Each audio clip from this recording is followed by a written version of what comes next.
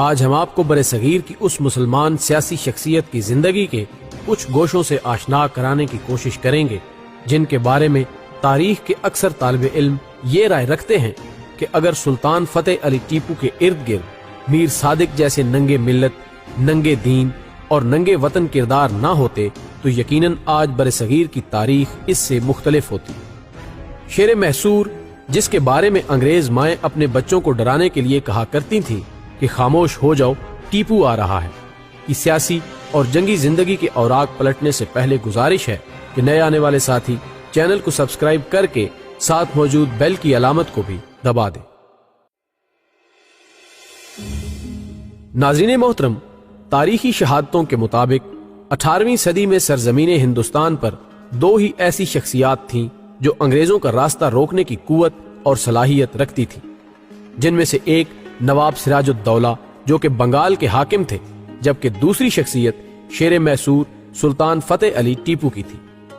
لیکن یہ دونوں سربلند شخصیات غداروں کے بدترین مقاصد کا شکار ہو گئی اور بالآخر ہندوستان انگریزوں کی آغوش میں چلا گیا۔ 10 نومبر 1750 ہماری تاریخ کا وہ یادگار دن ہے جب میسور کے سلطان حیدر علی کے ہاں ایک فرزند ارجمند نے جنم لیا۔ یہ وہ زمانہ تھا جب ہندوستان میں مغلیہ سلطنت کمزور سے کمزور تر ہو رہی تھی، جبکہ غیر ملکی طاقتوں میں یہاں برطانیہ کی ایسٹ انڈیا کمپنی اور فرانسیسیوں کے تجارتی مراکز قائم ہو چکے تھے، اور مزید دلچسپ پہلو یہ ہے کہ دونوں باہم حریف قوتیں تھیں۔ سلطان حیدر علی انگریزوں کے مقابلے میں فرانسیسیوں کے اتحادی تھے،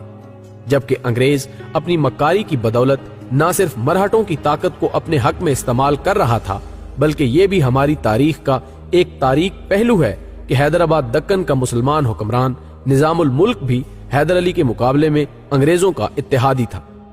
لیکن 6 دسمبر 1782 کے ایک اداس دن سلطان حیدر علی کو مشیت الہی کے مطابق اس دنیا سے رخصت ہونا پڑا، اور ٹیپو مسند سلطنت پر بیٹھے، اور انہوں نے بھی اپنے عظیم باپ کے مشن کو جاری رکھتے ہوئے نہ صرف عوام کی فلاح و بہبود کے لیے بے شمار کام کیے، بلکہ سلطنت کی حفاظت کے لیے ایسے اقدامات اٹھائے کہ ایک تاریخی روایت کے مطابق میسور کا ہر گھر اسلحہ ساز فیکٹری میں تبدیل ہو گیا۔ ناظرین گرامی، سلطان فتح علی ٹیپو کی ساری زندگی اپنے وطن کو انگریزوں سے پاک کرانے کی جدوجہد میں گزری، جس کے لیے اس نے نہ صرف برصغیر کے مسلمان حکمران، نظام دکن، بلکہ دیگر اسلامی ممالک سمیت بالخصوص فرانس سے بھی تعلقات استوار کرتے ہوئے خود کو مضبوط کرنے کی کوشش کی۔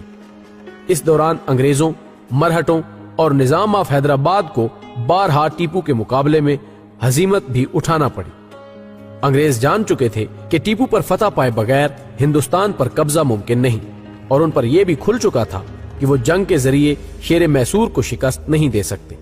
سو انہوں نے اپنی مکاری کو آزمانے کا فیصلہ کیا اور منافقت کی راہ استعمال کرتے ہوئے غداروں کو خریدنے کے مشن پر کام شروع کرتے ہوئے بالآخر فروری 1791 میں لارڈ کارنووالس کو ہندوستان بھیجا گیا،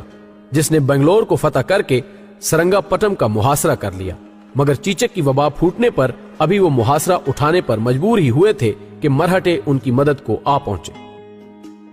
سامان رسد اس قدر زیادہ تھا کہ انہیں محاصرے کی طوالت بار محسوس نہیں ہوتی تھی، لیکن ٹیپو کا دبدبا اور روب اس قدر تھا کہ انہوں نے مصالحت میں ہی عافیت سمجھی۔ سلطان نے وقت کی نزاکت کو سمجھتے ہوئے صلح کا عہد نامہ ناپسندیدہ شرائط کے باوجود قبول کیا، جس میں اپنی آدھی سلطنت انگریز مرہٹے اور نظام کے حوالے کرنے کے ساتھ ساتھ اسے ایک بھاری رقم بھی بطور تاوان ادا کرنا پڑی، حتیٰ کہ سلطان ٹیپو نے معاہدے کی شرطیں پوری ہونے تک اپنے 2 صاحبزادوں کو بطور یرغمال انگریزوں کے حوالے کر دیا۔ یہ ایک کاری ضرب تھی جو ٹیپو حکومت پر لگی، لیکن سلطان نے ہمت نہ ہاری اور محض 5 ہی برس کی انتھک محنت کے بعد حالات پر قابو پا لیا۔ ہم غداروں کی خریداری کے بارے میں ذکر کر چکے ہیں، اور اب وہ موڑ ہے جہاں میر صادق، جس کی حیثیت وزیر اعظم کے برابر تھی، کے علاوہ پورنیا اور قمر الدین جیسے وزراء انگریزوں کے ہاتھوں بک چکے تھے۔ سلطان کا ہر راز انگریزوں تک پہنچ رہا تھا، اور ولزلی سلطان کو جنگ کی دھمکی دے چکا تھا۔ 22 اپریل 1799 وہ سیاہ دن تھا جب جنرل ہیرس نے سرنگا پٹم کے قلعے پر گولہ باری شروع کی۔ انگریزوں نے غداروں کی اطلاع کے مطابق قلعے کی اس دیوار پر حملہ کیا جو کہ کمزور تھی، اور جس کی تعمیر نو جاری تھی، لیکن عین وقت پر پورنیا نے محافظ فوج کو یہ کہہ کر کام سے روک دیا کہ وہ اپنی تنخواہیں وصول کر لیں۔ دوپہر کا وقت تھا جب یہ دیوار گری اور انگریز فوج آسانی سے قلعے میں داخل ہو گئی۔ اس وقت کھانا سلطان کے سامنے پڑا تھا، ابھی لقمہ ہی اٹھایا تھا کہ ایک جان نثار سید غفار کی شہادت کی اطلاع ملی۔ آپ نے کھانا چھوڑ دیا اور تلوار لے کر جنگ کے لیے نکل پڑے۔ میر صادق نے روکا تو جواب آیا کہ نہیں، شیر کی ایک دن کی زندگی گیدڑ کی 100 سالہ زندگی سے بہتر ہے۔ اس موقع پر ایک مجاہد نے میر صادق کی حقیقت کو جانتے ہوئے آگے بڑھ کر اس کی گردن تن سے جدا کر دی۔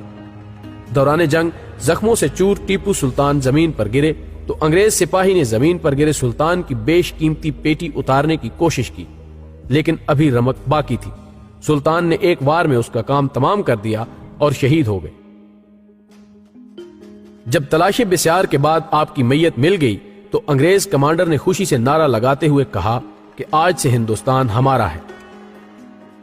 دوستو، ٹیپو وہ شیر تھا جس کے شہید ہونے کے بعد بھی کافی دیر تک انگریز اس کے قریب جانے سے کتراتے رہے۔ ٹیپو کی حب الوطنی اور غداروں کی وطن فروشی کی یہ مختصر ویڈیو پیش خدمت ہے۔ اسے دوستوں کے ساتھ شیئر کرتے ہوئے ہمیں اپنی آراء سے بھی ضرور آگاہ رکھیے گا۔